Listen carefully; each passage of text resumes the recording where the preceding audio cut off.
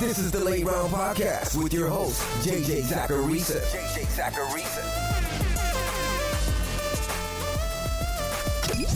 What's up, everyone? It's JJ Zacharisa, and this is episode 703 of the Late Round Fantasy Football Podcast, sponsored by FanDuel. Thanks for tuning in. I was pleased with the results of last week's Sleeper Show. We'll start with the bad. Wan'Dale Robinson didn't come through in what was kind of a tough matchup.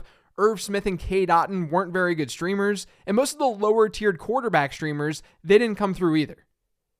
But Tyler Algier, top 15 performance. Rondale Moore had a good game. Garrett Wilson had 115 receiving yards. Latavius Murray was an RB2. Mike Gesicki, tight end 8. Khalif Raymond had 76 receiving yards. Matt Collins had 7 catches for 64 yards. Like I said, I was pleased with the results. Now we're on to Week 9. Before getting to those sleepers, though, this week, did you know that the Week 9 NFL Sunday Million is officially live on FanDuel? Showcase your NFL knowledge and construct your best 9-player roster while staying under the salary cap.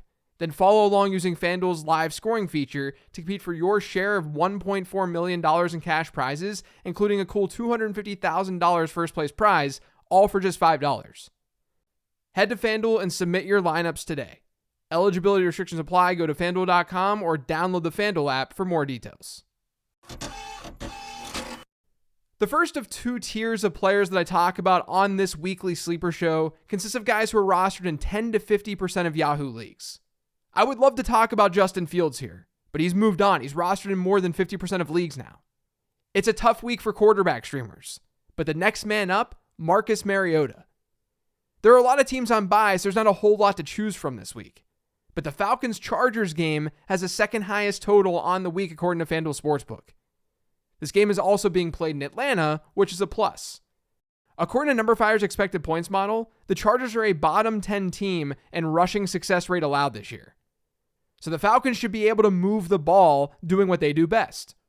LA has been pretty average against the pass too, so it's not like they're a lock to just fail through the air. It's not like Marcus Mariota won't be able to throw the ball at all. But if the Falcons can move the ball offensively, that'll just generate more scoring chances overall for Mariota. LA is pretty average when it comes to adjusted fantasy points allowed to quarterbacks this year, and I think Mariota is a pretty average streamer in a rough week. There aren't as many options to choose from this week, but I've got to say, Jeff Wilson is still rostered in fewer than 50% of Yahoo leagues. I think that needs to change. Clearly, he's learning a new system. He may not be up to speed this week, but it's at least a system and a staff that he's familiar with. Raheem Mostert is going to be the lead back this week, and I still think moving forward that's the case. But Jeff Wilson is a much bigger threat to Raheem Mostert than Chase Edmonds was. Edmonds was not working in that offense, clearly. And Wilson has been good when he's gotten the call in the past. So I'm bringing him up on today's show because there's still a chance that he sees some work this week. The running back position dies off pretty quickly in weekly rankings. You might be in a tough spot because of buys. And Miami at least gets Chicago. It's a team that ranks in the bottom 12 in success rate allowed to running backs.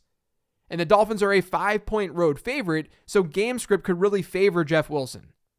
He may not get that much run. You should monitor reports as you enter the weekend.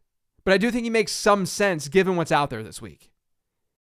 Now, the last time we saw the Chiefs, Isaiah Pacheco played more snaps than Clyde Edwards-Helaire. Now the Chiefs are 12.5-point home favorites against the Titans.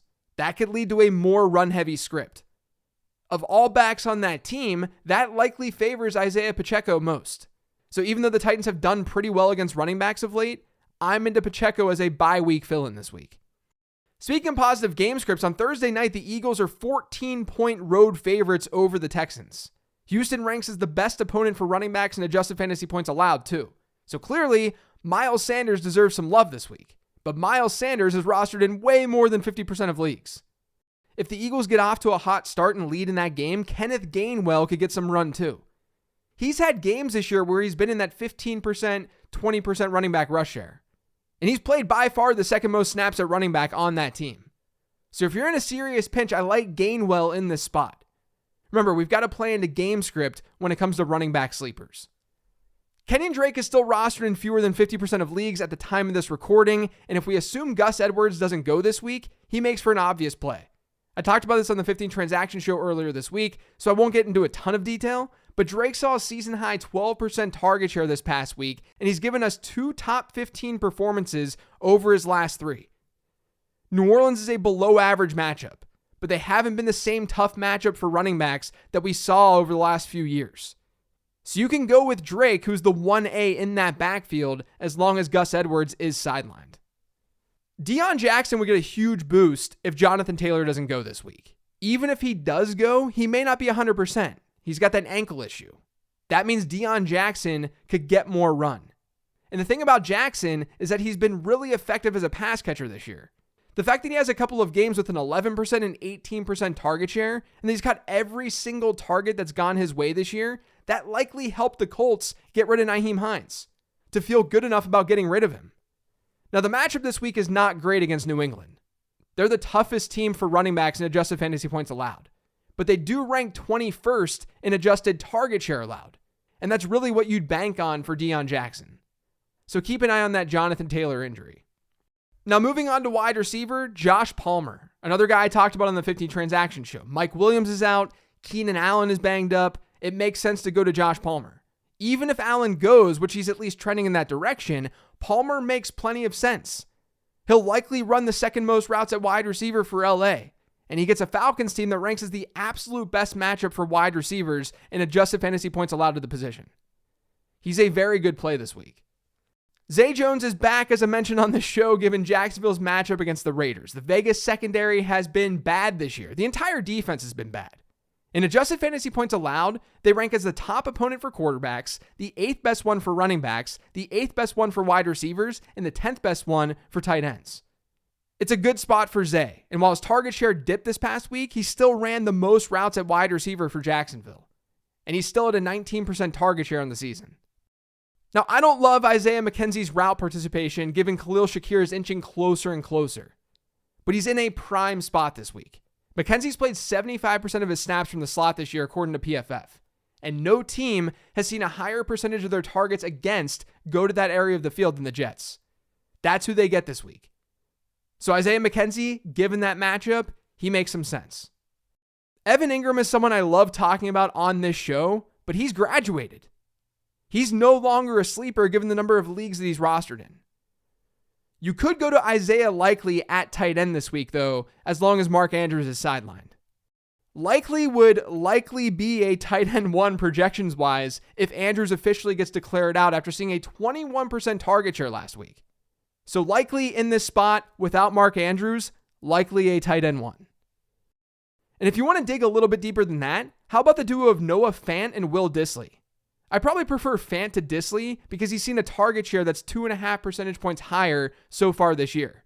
But they both ran the same number of routes last week. This is purely a matchup play, though. Arizona has been really bad against tight ends this year. They've allowed 5 more PPR points per game to be scored on them by tight end groups versus those groups' season-long averages. So the Seahawks tight ends as a whole could be expected to score about 5 more PPR points this week than they typically score. It's an attractive game in terms of game environment, so going with Fant or Dissly makes sense if you're in a tough spot. Now we'll look at players rostered in fewer than 10% of leagues, and woo! These options are not great. It's a rough week. It's the last time I'm going to say that, but it's a tough week with all these sleepers. I don't have a quarterback streamer that's a deep play, so we'll kick things off at running back and go to Sony Michel. I can't even explain to you guys how bad this tier is for running backs this week. I know you just heard Sony Michel's name. You're like, nah, I'm not going to use Sony Michel. I get it. But there's a chance that this game favors the Chargers more than their previous game against Seattle, where they were in a negative game script. And that script favored the pass-catching Austin Eckler over Michel. Eckler's obviously game script proof, but he played by far a season-high 78% of LA's snaps back in Week 7. A more neutral or positive game script will favor Michel a little bit more, maybe get him that 30%, 35% snap share. And Atlanta's a favorable matchup. And Michel still leads that backfield and goal line rushes this year with 2. It's ugly, but at least there's some logic to it. Now, Michel's unfortunately the only running back from this tier that I've got for you this week. So let's move on to wide receiver and talk about another Chargers receiver, DeAndre Carter. Carter's played about 3/4 of his snaps from the slot this year, while Keenan Allen has been at 62%. My guess is that if Allen does go, we'll see Carter in the slot more frequently, at least compared to Allen. But even if we don't, Carter's next in line for the Chargers. He should get more work because Mike Williams is sidelined. And Atlanta not only has just been bad against wide receivers like I talked about earlier, but they've allowed the second most slot yards and the 7th highest target rate to the slot in the entire league this year. So you could look at DeAndre Carter. Without Rashad Bateman, the Ravens are going to lean on Devin Duvernay, but he's rostered in way too many leagues. I can't talk about him on this show. Instead, I'm going to talk about other wideouts on Baltimore and James Prochet and Demarcus Robinson. In Week 8, where Bateman didn't get to play a whole lot because of that injury, Prochet tied Duvernay for the most routes run in the Baltimore offense. Robinson ran 7 fewer routes than them. Robinson did, however, see 8 targets to Prochet's 4. So I can understand if you'd rather go that route. He might get more playing time. Or maybe he's just the guy that Lamar Jackson likes more. The other thing, too, is that Prochet plays more in the slot. Robinson's more on the perimeter. And the Saints have actually done pretty well against the slot this year. They rank 2nd best in yards allowed to that area of the field, and they're 6th best in target share allowed to the slot. So I guess Robinson is probably the play. But both should see more action this week with all the injuries in Baltimore. And it's against a Saints secondary that's been average against wideouts this year.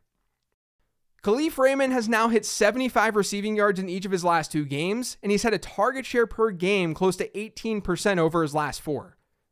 He ran just as many routes as Amon-Ra St. Brown last week. The Lions now get the Packers. That's not a good matchup at all for Raymond on paper, but he at least deserves a shout out in this section because he's seeing good work in his offense.